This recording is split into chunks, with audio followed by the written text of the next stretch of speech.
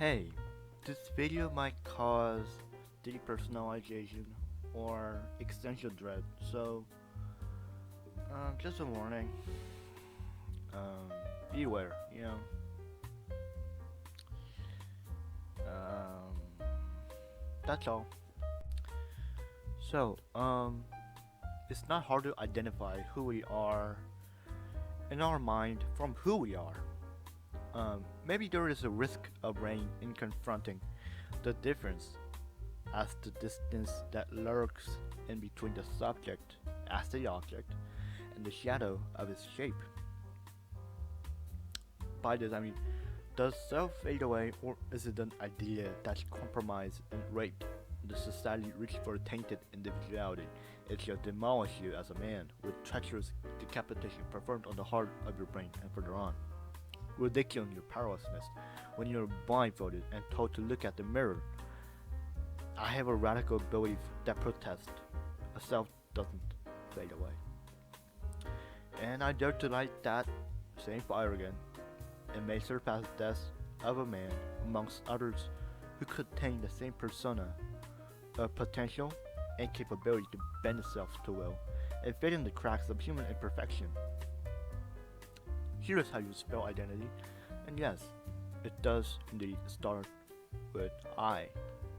So far, if you're into philosophy like I am, we know many thinkers have proposed their own theories that sketch vaguely the face of our unknown, that is, our own selves, which is beyond the literal face.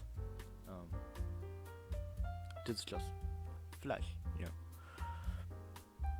Such as a man isn't what he says he'll do necessarily, but what he does. Or a man only knows that he is nothing, or that a man is how he sees his world, thus making the perception projected his own world. I say all these are correct. Actually, I say anything said revolving the essence of man is correct.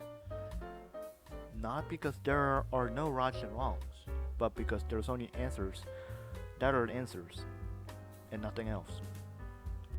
So, Exhibit A is why spell identity. What identity exactly means is enamelous, in spite of its commodity, seen yet unseen. People have said it's the juxtaposition of mind and soul. Maybe it's a mask called faith.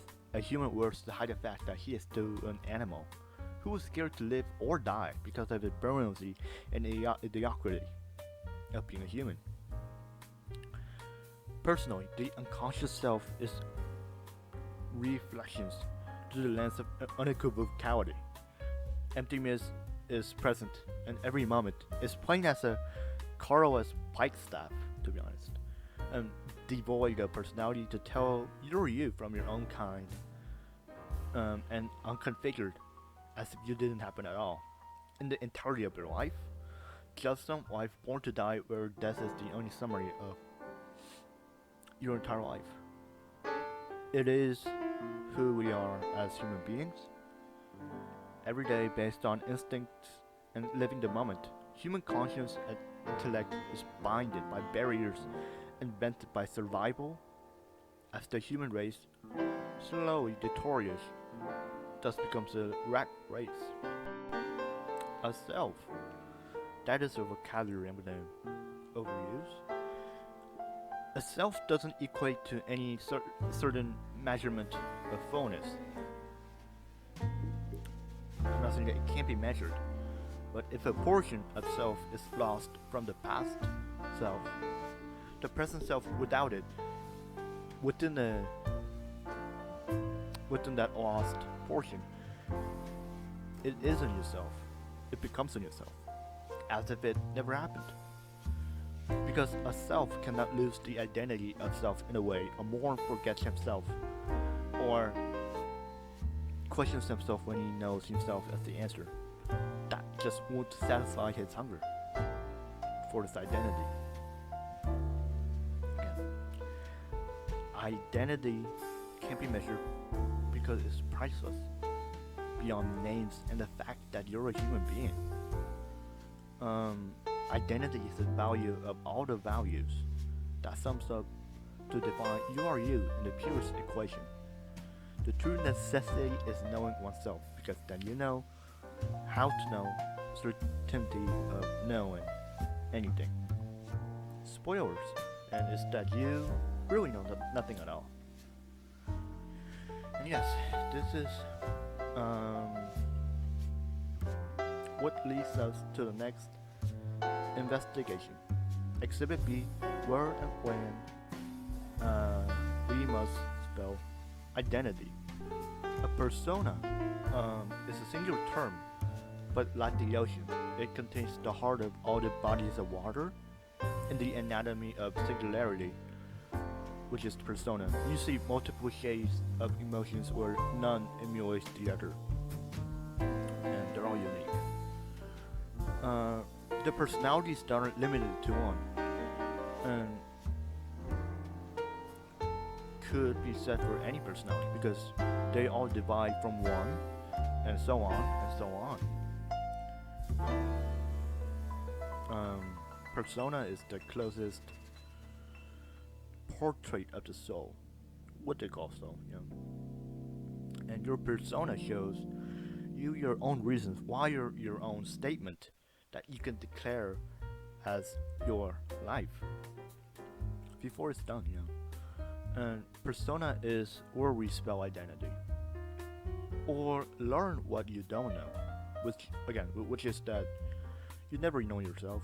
The soul chief calls as inducement for cognition and consciousness, where you must question your existence with an ever-expanding, bittersweet curiosity is when you're at comfort and feel mellowness in the temporary dust of time you breathe life in.